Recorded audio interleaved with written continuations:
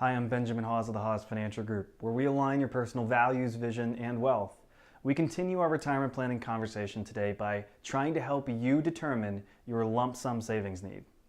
Do you remember that commercial from years ago that suggested everyone has a unique number that defines their future spending and thus their savings need?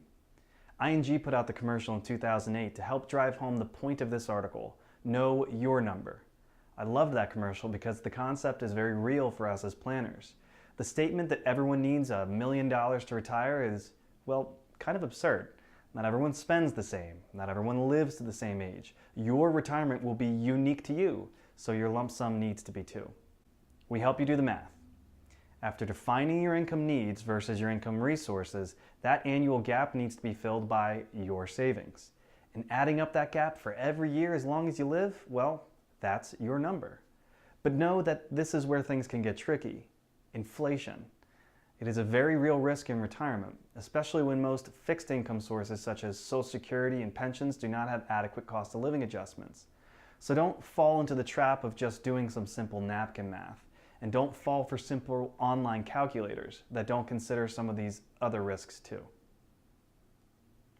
Changes in living expenses over your lifetime. The further away the expenses, the more margin for error we suggest. Different inflation rates on different expenses. Take a gallon of milk, might increase at 2.5% while healthcare may be at 6.5%. Consider that. The real life effect of inflation calculations can be hundreds of thousands of dollars. Changes in rates of return. Performance on investments can vary greatly year over year. So there's danger with calculator math illustrating straight returns. For example, a 10% loss requires a rate of return over 11% the following year just to break even. The law of compounding dollars and the sequence of your returns, they matter greatly to your long-term plan. Rate of withdrawal. Be cautious about your withdrawal rate. Trust the numbers geeks, like me, that have done extensive research over time to suggest a 4 to 4.5% withdrawal rate to be safe from savings.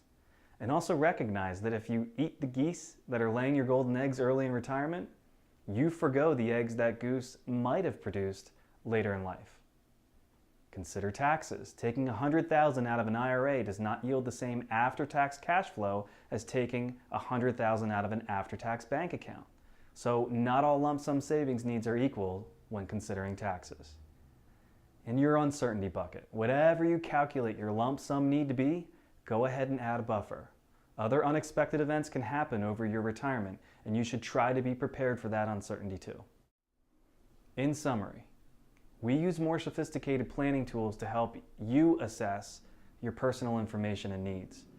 We'll help you make appropriate assumptions on items that can't be defined today. And in the end, we should be able to identify what a ballpark lump sum savings need will be on the day that you retire to meet your needs, wants, and wishes over time.